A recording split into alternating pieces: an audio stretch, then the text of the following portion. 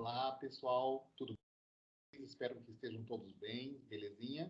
Para a gente dar continuidade à nossa aula de legislação empresarial e o conteúdo a respeito da nossa base tecnológica número 6, que é o Código de Defesa do Consumidor.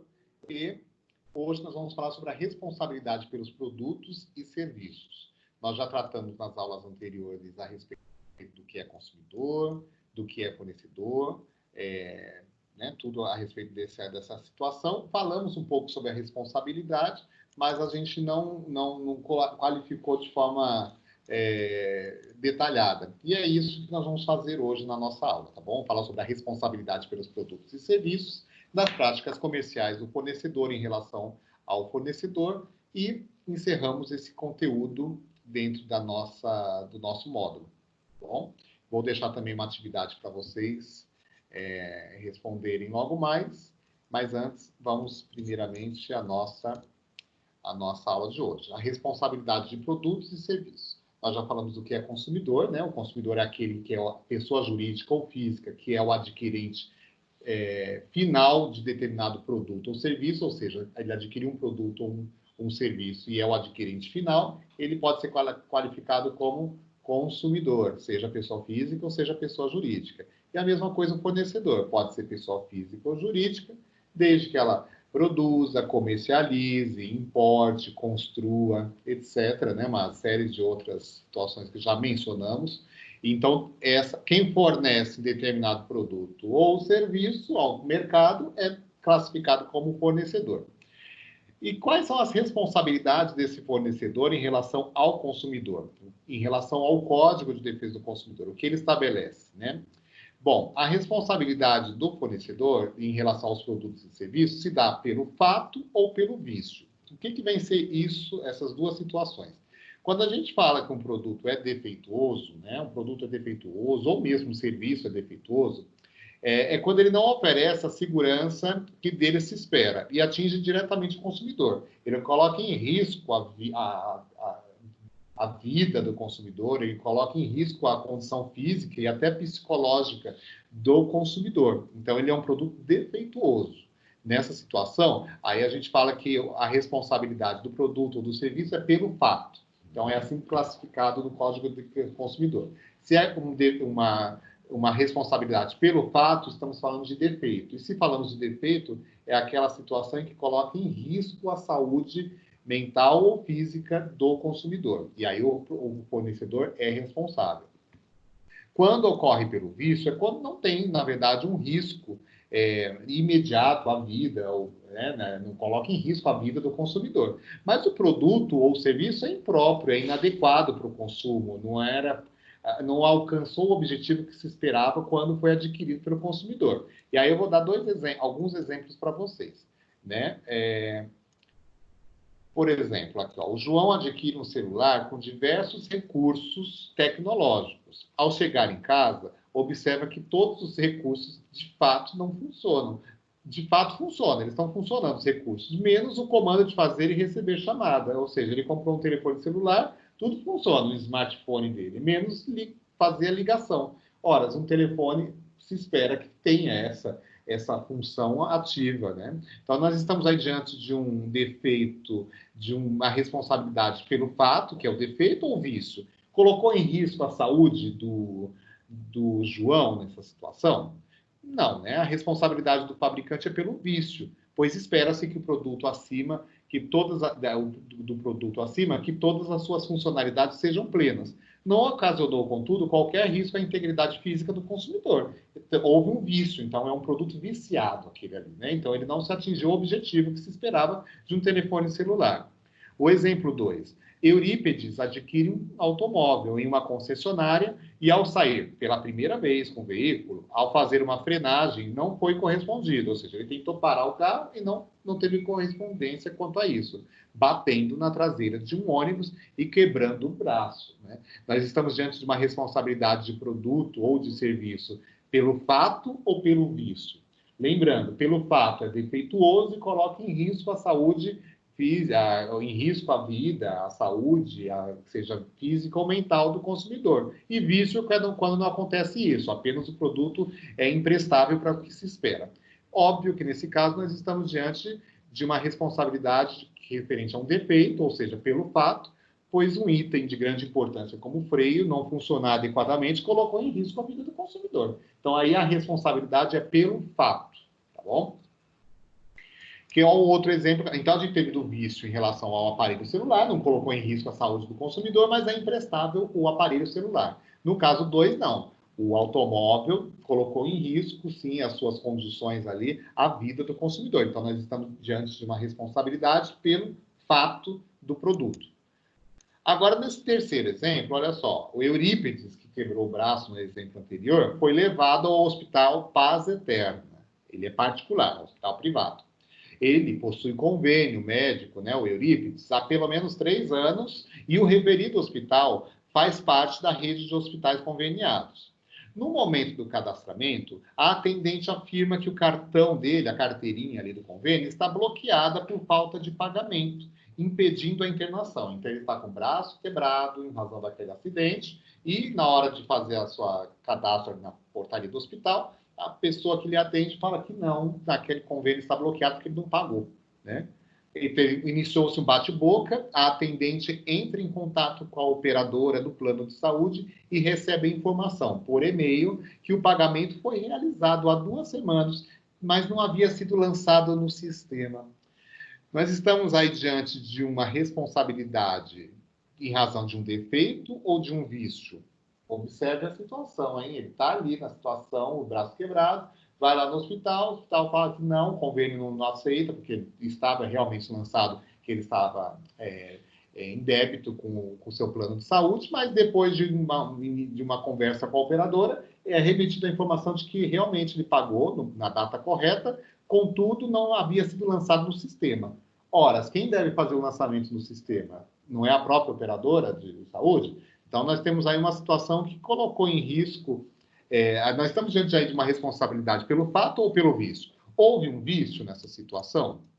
Houve um vício, né? Então, assim, houve um vício porque a carteirinha dele, ali, o plano de saúde, falou que ele era devedor quando ele não era devedor.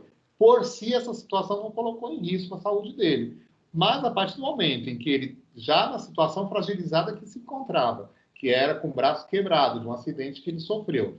E quando ele precisa desse serviço, ele tem que se estressar, tem que criar toda uma conjuntura de um ambiente de bate-boca, como a gente mencionou aqui.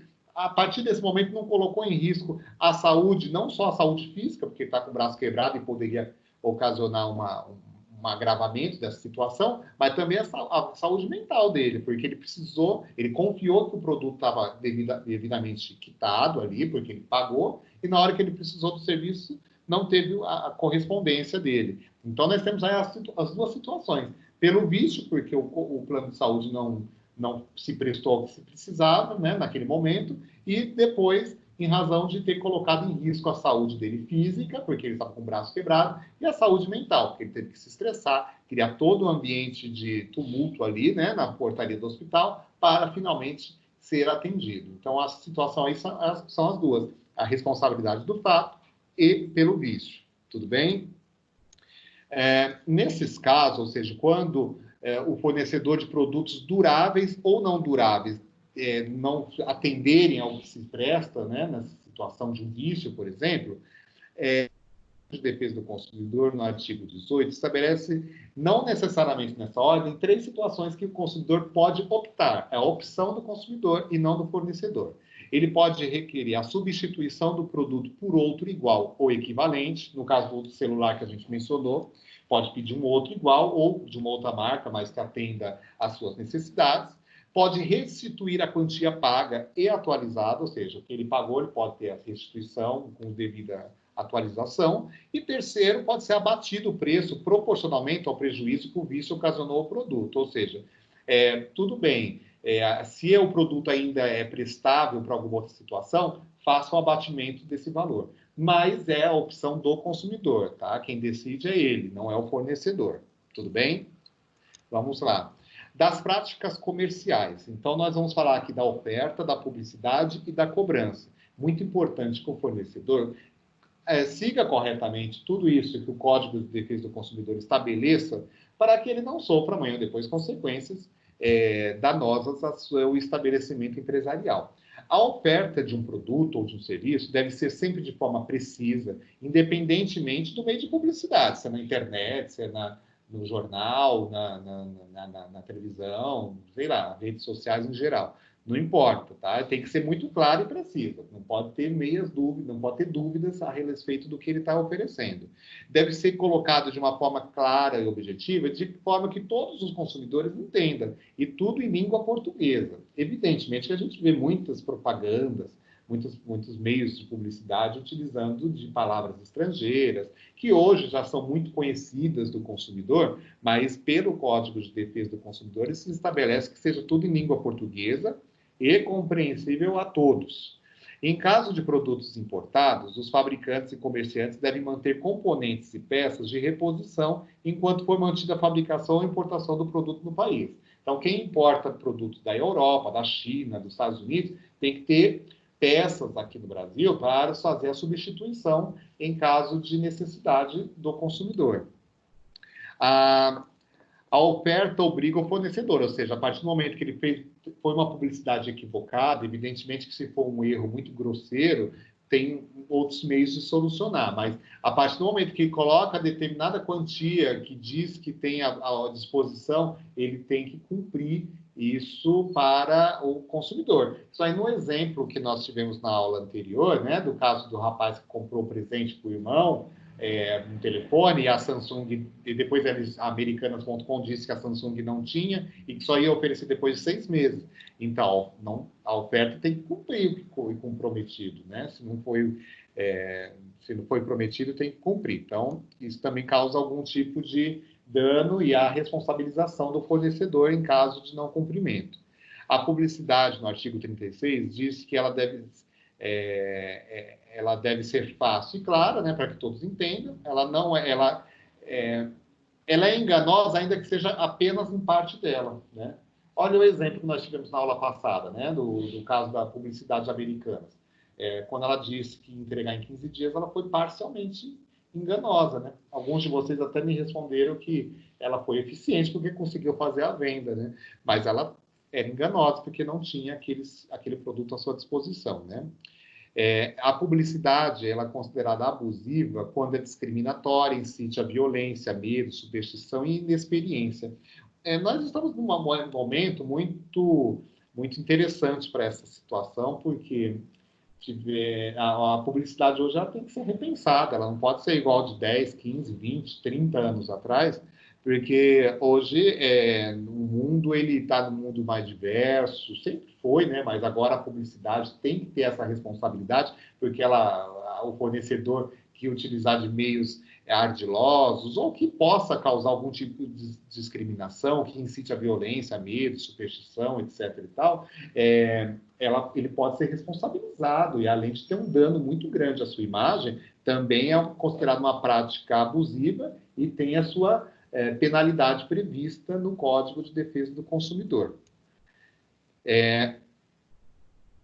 Também é proibido fazer a venda casada do serviço, ou seja, te vendo um se for adquirido um outro, recusar atendimento ao consumidor que pode fazer a compra e tem seu estoque, ou seja, eu quero comprar um produto, eu tenho dinheiro e você tem esse produto à venda, você não pode fazer a discriminação de não vender um produto ou serviço em razão da escolha do consumidor, desde que ele possa pagar, não pode ser feito isso.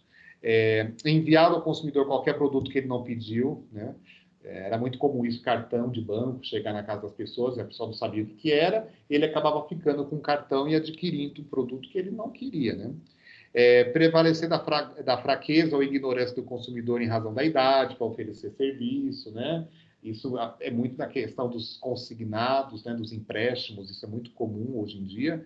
Eu vou oferecer a juros baixinhos, em 60 vezes, em 80 vezes, e a aposentadoria do idoso, às vezes ele sem ter conhecimento, acaba entrando em determinadas situações que amanhã ou depois vai demonstrar ser bastante prejudiciais. Executar serviços sem a prévia autorização do consumidor, repassar informações que que tem seu cadastro de forma negativa para outros, para poder impedir que aquele consumidor continue fazendo compras. Não pode ser feito isso, a não ser que seja através do cadastro negativo, lá do SPC, do Serasa. Aí pode, se ele não pagou, aí tudo bem. Mas você não pode sair informando isso na internet, no Instagram, de que aquela pessoa não paga e ela deve ser ridicularizada por isso. O que mais aqui? Deixar de estipular prazo para cumprimento de sua obrigação, ou seja, tem que ter um prazo e tem que ser cumprido. Aplicar fórmula ou índice de reajuste diferente do legal, ou seja, colocar um índice que ninguém entenda ou que seja muito diferente do habitual num contrato de imóvel ou de outro tipo de contratação de compra a prazo. Tá? Então, isso são consideradas práticas abusivas e deve ser evitada pelo fornecedor. A cobrança de dívida, quando ela é feita de forma parcelada, ela jamais pode ser colocada, o consumidor, no ridículo e nem ser ameaçado. Isso, né, além de ter a consequência da responsabilidade civil, de um dano moral, também é uma prática criminal, né? Ela também vai ter um dano maior, não só na esfera civil, como na esfera penal, porque você não pode expor ninguém ao ridículo porque ele não fez o pagamento de uma dívida. E quando a dívida já tiver sido paga e ainda foi objeto de cobrança, mesmo já sendo de conhecimento, inclusive, do fornecedor, isso aí ainda vai dar uma dor de cabeça maior, porque esse valor pago e que foi cobrado novamente, ele poderá ser, a grosso modo, aí, ser objeto de uma cobrança judicial e o fornecedor tem que pagar ainda 2 vezes, pagar em dobro o valor que ele está cobrando indevidamente. Os bancos de dados para concessão de crédito é o SCPC, que é o Serviço Central de Proteção ao Crédito, e o Serasa, que é, em regra, mantido pela instituição financeira. Atualmente, existe o crédito negativo, que é esse daqui, e o crédito positivo, que tem dado aqueles score, né, aquela pontuação para o bom consumidor comprar e, de repente, ter uma negociação melhor de juros e de fornecimento de parcelas maiores, se ele comprova que ele é um bom consumidor. Então, tem o cadastro positivo e o cadastro negativo. Ambos são permitidos pelo Código de Defesa do Consumidor.